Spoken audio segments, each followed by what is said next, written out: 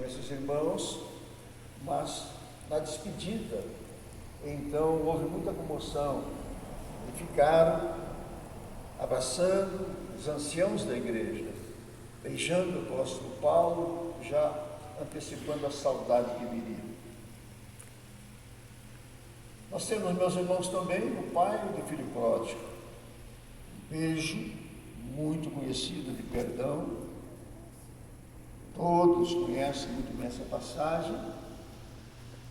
E por último, meus irmãos, e talvez sim o mais conhecido de todos, é o beijo de Judas. O beijo de Judas, que contrariou totalmente o significado daquilo que nós entendemos por ser o beijo. Nós vamos ao primeiro ponto, meus irmãos, para pensarmos agora sobre a morte de Jesus. Começa com um beijo. A morte de Jesus começa com um beijo, ou seja, a partir de um beijo. E nós temos, meus irmãos, a prisão de Jesus, o seu julgamento e a sua crucificação. Isto na ordem, na sequência. O beijo deu início à prisão, porque imediatamente prenderam ao Senhor Jesus. Depois veio aquele longo julgamento, sendo arrastado de um lugar para outro, e por fim a sua crucificação e a sua morte também. Tudo começou a partir de um beijo de um dos seus discípulos, chamado por Jesus de amigo. E a pergunta que eu desejo fazer, meus irmãos, aqui nesse primeiro ponto para você é, e você põe a memória para funcionar aí. Você já foi traído alguma vez? Você já foi traído? Você já foi traída alguma vez?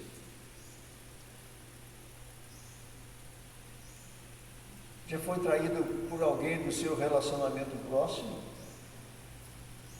Inclusive pode ser até mesmo um familiar, um parente, um grande amigo, uma grande amiga.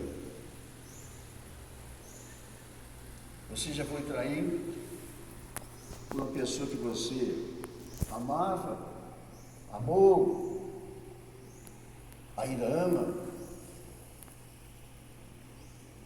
Você já sentiu o beijo gelado da traição no seu rosto? Vindo junto com o beijo, o abandono, deixando você sozinho em situação difícil?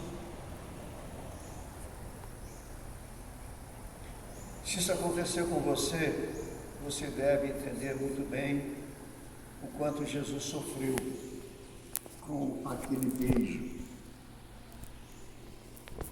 Segundo ponto, meus irmãos, para a nossa reflexão, é Judas. Seu discípulo podia traí-lo com violência, mas usou o beijo enganador.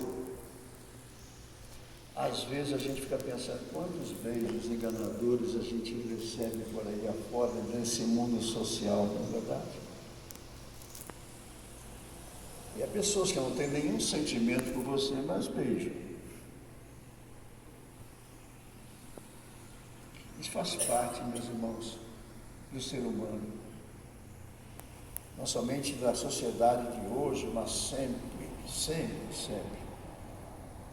As pessoas trazem o beijo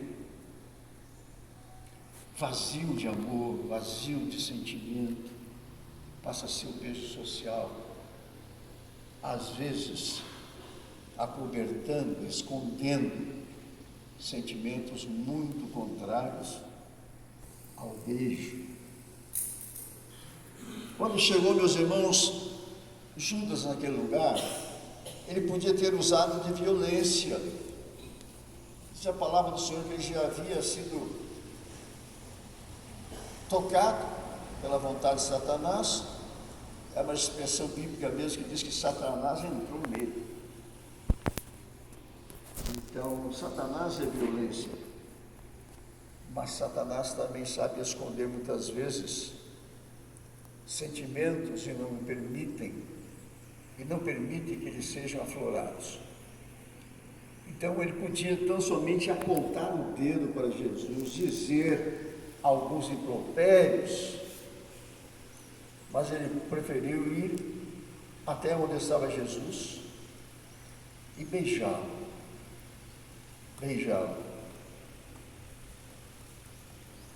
Meus irmãos, é muito importante a gente pensar nisso. Beijo só deve ser dado com afeto, amor, bem-querer. Bem-querer é uma palavra gaúcha, né? Bem-querer. Amizade. Não a palavra gaúcha, mas a expressão do Rio Grande do Sul. Amizade. Ou com respeito, ou com honra, ou com reconhecimento. Aqui no beijo de Judas não havia nada disso. Não havia amor, reconhecimento, gratidão, não havia nada. O beijo na família é a coisa mais linda que tem. Os pais beijando os filhos beijando os pais. Já fiz referência aqui, meus irmãos, de que o adolescente, né, não gosta que os pais que o beijaram durante a breve trajetória de vida de um adolescente, né? Quando ele chega na escola, não é? A sociedade é tão vil que zomba de um pai ou de um filho adolescente que beija o seu pai ou a sua mãe quando vão buscá-los na escola. É uma coisa muito diabólica, né? Muito diabólica. Parece que o grupo lá do mundo se une para ir contra um gesto tão lindo que é o beijo. Beijo puro, beijo acolhedor, o beijo cheio de esperança para a vida do filho. E os filhos começam a se esquivar, né? Ah, pai, não me beija que vai buscar na escola. Ah, mãe, não me beija. Os meus colegas vão rir da minha cara, etc. Vão zombar de mim. Mas não esqueça de beijar seus filhos sempre, sempre. Seja filho, seja filha, você vai beijar sempre. Ele vai casar, você vai beijá-lo. Ela vai casar, você vai beijá-lo. Beijo. Beijo de honra, né? Beijo de amizade, de amor. No matrimônio, meus irmãos, o beijo é o que sela o amor dos noivos e também sela uma vida de relacionamento daquele casal que era noivos e agora passam a ser casados. Mas o beijo, meus irmãos, que trai é beijo princípio da dor, é beijo princípio da tristeza, o beijo que traz consequências danosas.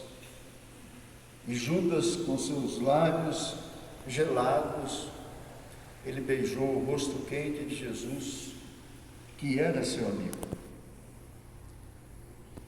Meus irmãos, essa traição de Judas, através de um beijo, foi tão vil e continua sendo ainda a marca de um beijo vil que marcou até a história da própria igreja, porque nós vamos ler o trecho depois do momento da ceia.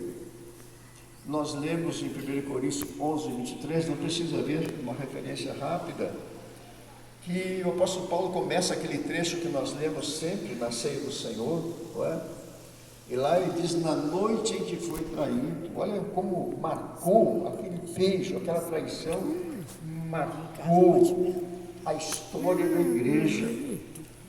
Meus irmãos, naquela noite, Muitas coisas aconteceram.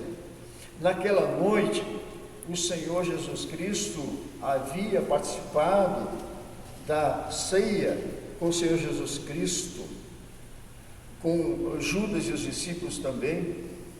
Eu vejo aqui, meus irmãos, no capítulo 26, e se você pode acompanhar, diz aqui no verso 21, isso aconteceu na mesma noite. Enquanto comiam, declarou Jesus: em verdade vos digo que dentre vós um me trairá. E eles, muitíssimo contristados,